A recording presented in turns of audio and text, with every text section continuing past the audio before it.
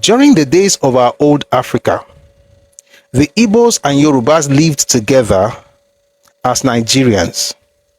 It seems to me, therefore, that the remedy for the present troubles is this. Azikiwe has brought his new Africa from America. He should return it there either by post or by taking it back there personally. If need be, his passage to and fro should be paid by the movement. But mark this, he concluded, unless this Azikiwe's brand of New Africa is done away with, there will be no harmony in this country. When was this? 1940.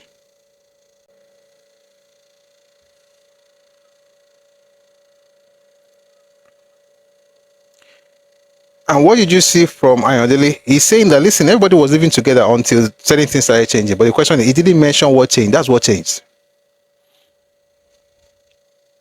Until that time, all of us were Nigerians. I mean, we were Yoruba.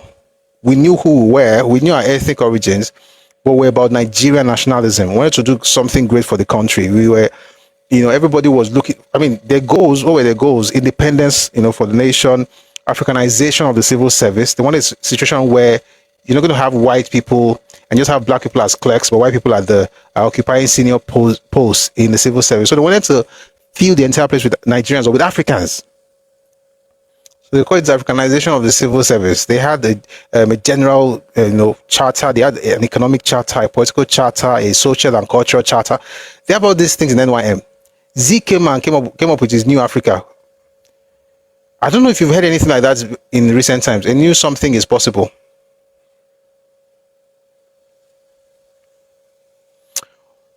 Nigeria's news is deja vu.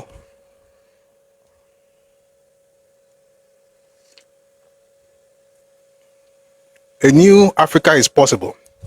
Now it's new Nigeria. Now the same thing. Nobody really cares for the country.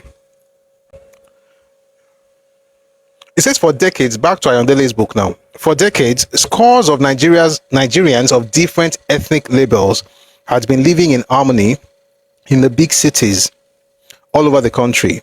True, they had town or ethnic organizations, but these were not performing political functions until Ibo State Union.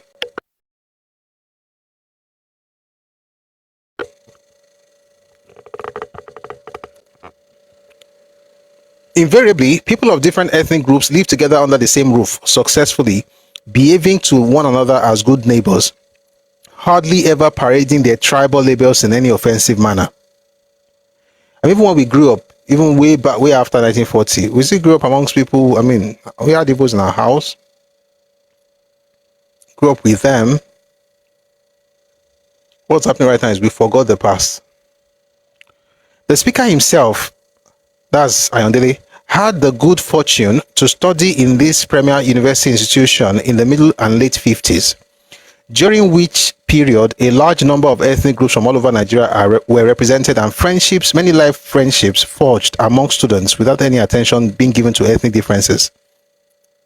It was not until the 1959-60 session that tribalism entered student unionism in Ibadan, thanks to alleged instructions by a politically oriented organization to students of that tribe to devise a tribal strategy to capture some key union posts.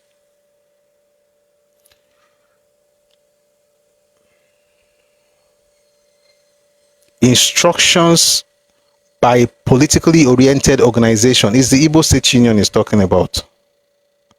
He may not have written it boldly. I will explain, I'll tell you. It is the Ibo State Union. There was an instruction that their students, Igbo students, should devise a strategy to capture key union posts.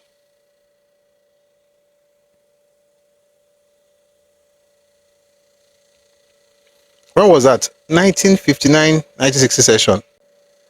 What would make you go to universities and tell young people in the universities that they should ensure that it's people from the ethnicity that hold key positions in the university?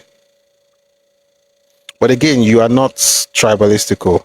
Why would you be tribalistic? You are just a child of God, and the rest of us are just thinking of our own people alone. How sad.